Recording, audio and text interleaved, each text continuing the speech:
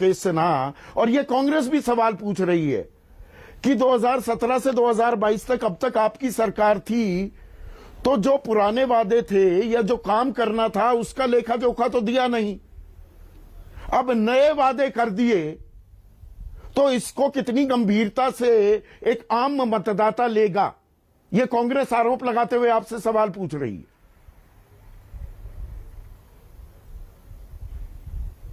आरोप लगाने का कोई कारण नहीं है, क्योंकि कांग्रेस पार्टी के शासन के से मुक्ति के बाद जब भारतीय जनता पार्टी का शासन हुआ और उस शासन को लोगों ने अनुभव किया और देखा, तो लेखा जोखा तो जनता का अपना अनुभव होता है, और जनता का जो अनुभव है वो सभाओं में उमड़ रही भीड़ से दिखाई पड़ रहा है। जो सबसे महत्वपूर्ण पक्ष है, हिमाचल प्रदेश को शिक्षा के क्षेत्र में जितना सिर्फ शिमला तक शिक्षा सीमित रह गई थी, उस शिक्षा को जो पहाड़ियों में पहुंचाया गया है। और जो रोजगार की बात आप कर रहे हैं संदीप जी, आप जिस तरह से समाज को हम सब परंपरागत रूप से देखते रहे, अर्थव्यवस्था को, उसमें तब्दीली आई है, पूरी दुनिया में आई है। भारत में चूंकि एक सरकारी नौकरी ही एक पैराडाइम था, उसमें क्या तब्दीली आई है जो हम आसपास देखते हैं। निजी उद्यमिता, निजी कार्य और निजी पहल में व्यापक वृद्धि हुई है, ये हम सब अनुभव कर रहे हैं। सिर्फ हिमाचल ही नहीं, आईआईटी की नौकरी करने वाले, मल्टीनेशनल में अच्छा पैकेज देने वाले लोग नौकरी छोड़कर अब स्टार्टअप शुरू कर रहे हैं। एक एक स्टार्टअप 20-20, 15-15 लोगों को जॉब दे रहा है। यह जो एक विकेंद्रीकृत आर्थिक प्रगति है, उसके मूल्यांकन राकेश भाई, ये स्टार्टअप ना, ये स्टार्टअप एक ऐसा नया शब्द आ गया है कि लोग स्टार्टअप स्टार्ट कर रहे हैं दुनिया भर में। जो ट्रेंड, और आप तो इंटरनेशनल ट्रेंड्स को क्लोजली फॉलो करते हैं, ऑब्जर्व करते हैं, 4 में से 3 स्टार्टअप बंद हो जाते हैं। यहां आदमी स्टार्टअप नहीं, एक सिंपल सरकारी नौकरी या एक नौकरी की दरकार में जब युवा भटकता है।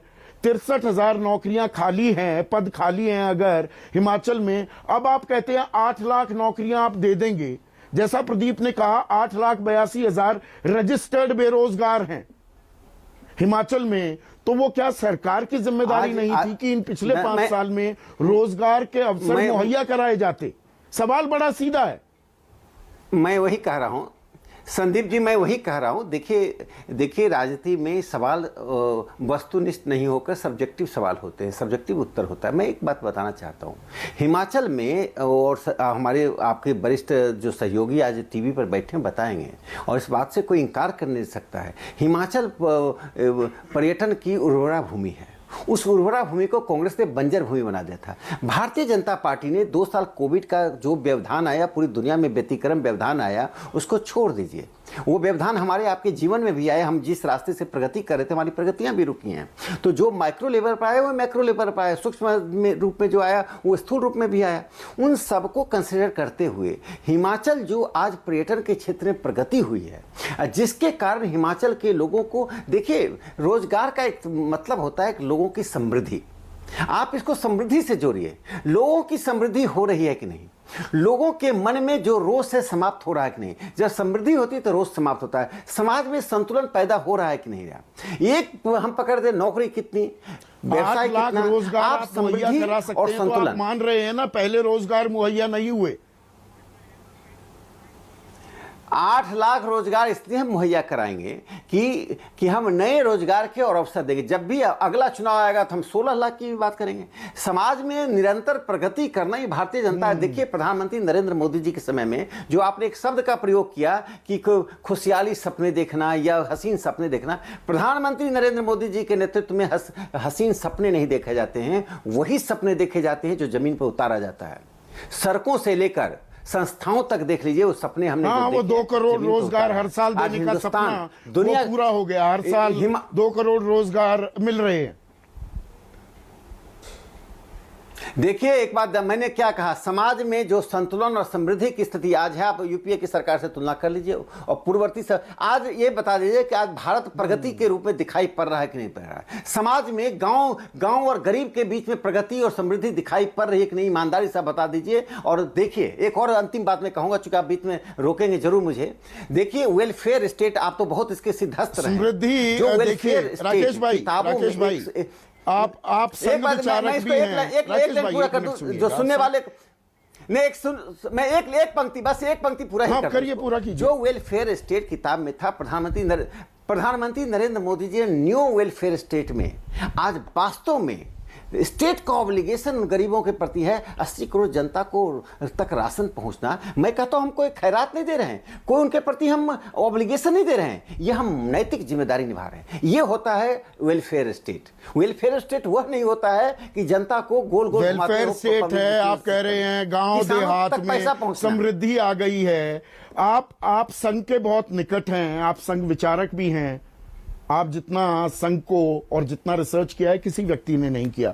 मुझे ये कहने में कोई गुरेज नहीं है, आपकी ये तारीफ करने में गुरेज नहीं। संघ के सर कार्यवाह दत्तात्रेय होसबोले पिछले महीने बोले कि देश में 20 करोड़ लोग गरीबी रेखा से नीचे हैं, 23 करोड़ लोग 375 रुपए प्रतिदिन नहीं कमा पा रहे हैं, किसान 27 रुपए प्रतिदिन कमाता है। आप कह रहे हैं समृद्धि आ गई। दत्तात्रेय होसबोले गलत जानकारी दे रहे हैं। बता रहा हूं एकदम बहुत अच्छा। आपने बहुत अच्छा सवाल पूछा और इस सवाल का समाधान मैं देता हूं। माननीय दत्तात्रेय जी ने वही बात कही जिस बात का निदान नरेंद्र मोदी जी कर रहे हैं। ये जो 70 साल में आपने गरीबी रेखा खींच दी है और गरीबी रेखा ऐसा लगा जैसे हमारे भारतीय समाज राज्य का एक अस्थायी चरित्र बन गया है। यदि गरीबी नहीं होती तो 80 करोड़ लोगों तक नरेंद्र मोदी जी वेल्थ मैनेजमेंट करके उन तक क्यों पहुंचते? यदि गरीबी नहीं होती तो किसानों के अकाउंट में पैसा ट्रांसफर क्यों होता?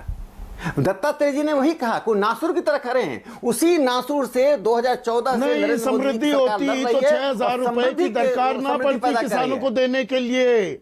इसका दूसरा पहलू देखिए राकेश भाई, ये 6,000 रुपए देने की क्या जरूरत? किसान को मेहनत की माकूल कीमत मिल जाए तो आप 3,000 रुपए और देने को, एक मिनट सुनिए ना, 3,000 रुपए और देने की बात कर रहे हैं हिमाचल प्रदेश में। अब जो सेब उगाने वाले जो हमारे किसान भाई हैं, आप कह रहे हैं पैकेजिंग पर अब 12% जीएसटी लगेगी, तो आप लोगों ने ही तो 18% लगाई।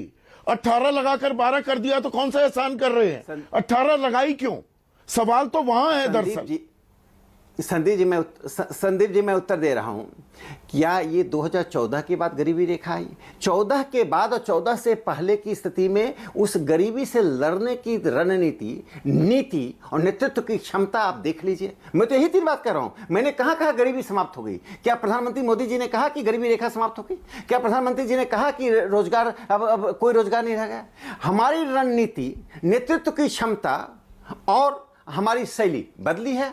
वेल्थ मैनेजमेंट हम कर रहे हैं किसानों के लिए। वेल्थ धन का उपार्जन ही नहीं हो रहा था, पॉपुलिज्म चल रहा था, राज्य डिफंक्ट थी और वो लोग टेलीफोन पे बैंक से लोन लेके विदेश चले जाते थे, एनपीए घोषित करते थे। आज देखिए संदीप जी, आप तो थोड़े समाजवाद की तरफ झुके हुए हैं। जो इंसॉल्वेंसी एंड बैंक्रप्सी कोड आया है, क्या कोई लोकतांत्रिक व्यवस्था में ये बिना रक्त क्रांति का ये आ सकता था? जिसमें एनपीए घोषित कौन करते थे? हम और आप करते थे। वे लोग करते थे जो सत्ता चलाते थे।